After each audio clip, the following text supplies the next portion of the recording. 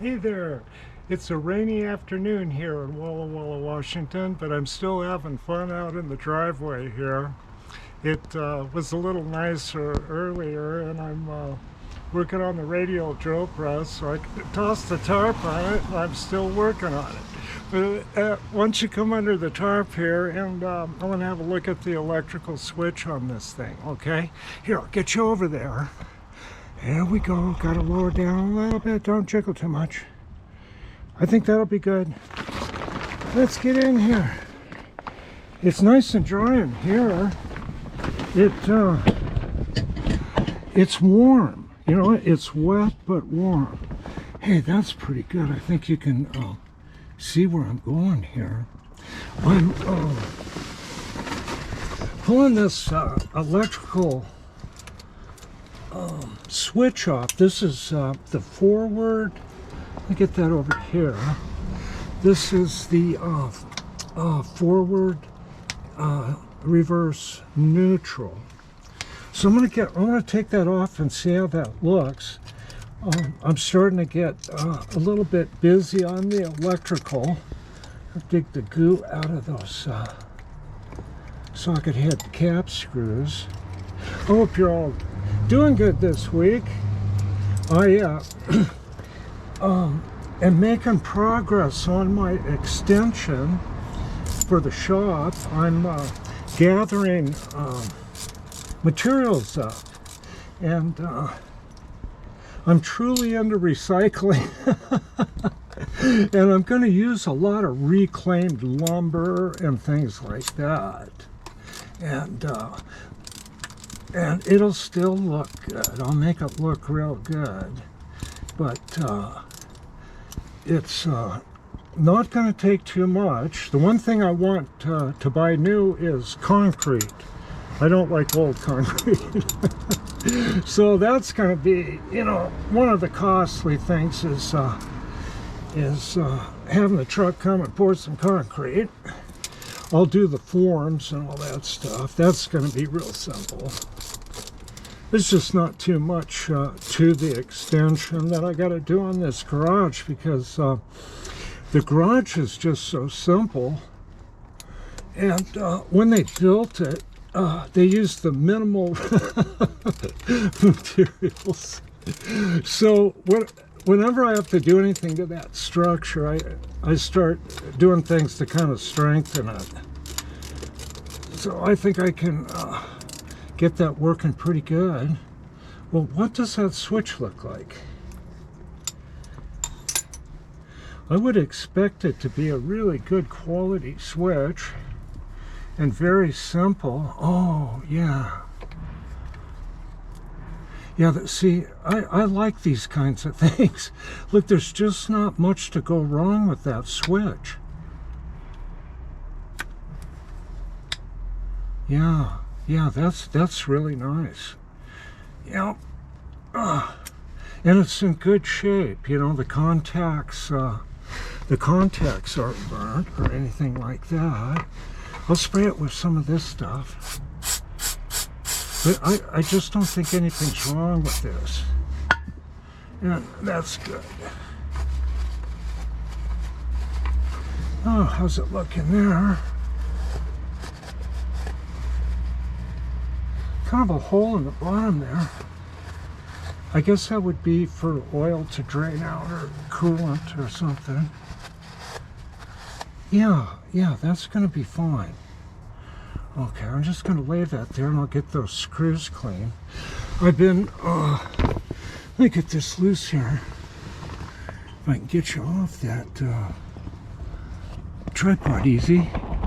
Oh, there we go, get my fingers out of the way. Yeah, I've been scraping the paint off this thing, and I'm gonna get some primer on these machines here, and really start thinking about getting that extension I got to do done. Let's go over there. Okay. It's always good to see something not broken. Okay, so on my extension, I'm going to knock this wall out here about 8 feet. I give that 8 feet out that way. And I'll go ahead and move these two Monarch 10EEs with the wall, set the axles in probably about where these are, or maybe just a little bit in. And I'll get the this horizontal mill back here in this corner. And I'm going to probably leave the jig bore there. And I don't know, I'll figure out something with the sun and hone. And I'm going to extend this front part out here, you know, with the window and the door and all that stuff. Extend that out a few feet. And that should give me room for, I got a Johnson bandsaw and a Hardens chucker, a Junker chucker, that I got I was going to just get rid of that thing, but I'll need it for the locomotive. I'm going to go ahead with that, and I'm going to make all the nuts and bolts on that chucker for the locomotive. You can buy that stuff, but it just nickels and dimes you to death.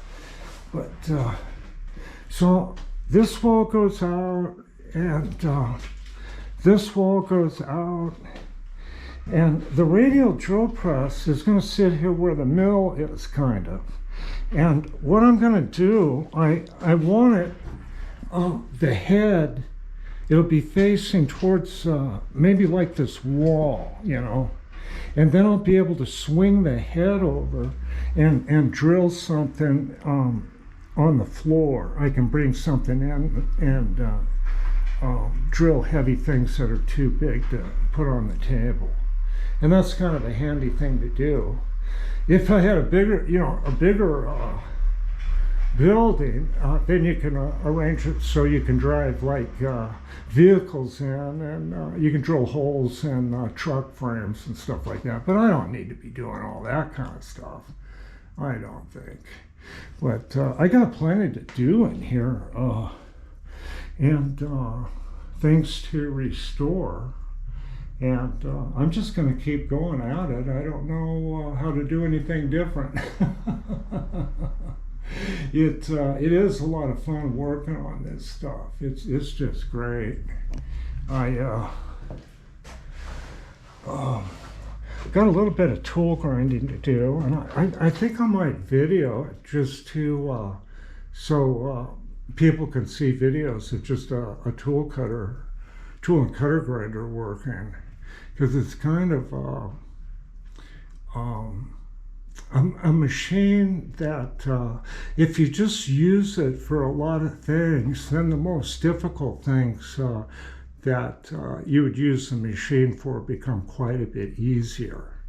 So this is just such a versatile machine, and I can kind of get away with a lot of stuff, you know, just having this machine. And you know, some internal grinding and some external grinding, and of course some regular cutter grinding. So I don't know, this is probably one of the most versatile machines I know of. And some of the machines aren't super versatile, but they're sure super handy, you know. This jig bore here, I've got a piece of steel, some alloy and stuff. I'll punch some holes in it. Maybe I can do that later this evening or early in the morning. I'd like to demonstrate that machine a little bit more. So that's kind of where I'm at today, out here in the rain. And I head back out in the rain. See, pretty wet. But this is what I've been doing, and everything looks good on this. Isn't this cool? You just get under here. As long as it's not too cold, I don't mind working on this stuff. But I am dedicated. I am getting this done. Oh yeah. That's a lot of fun. Well, okay, I'm just kind of checking in, and I'll be back in a while. Okay, bye.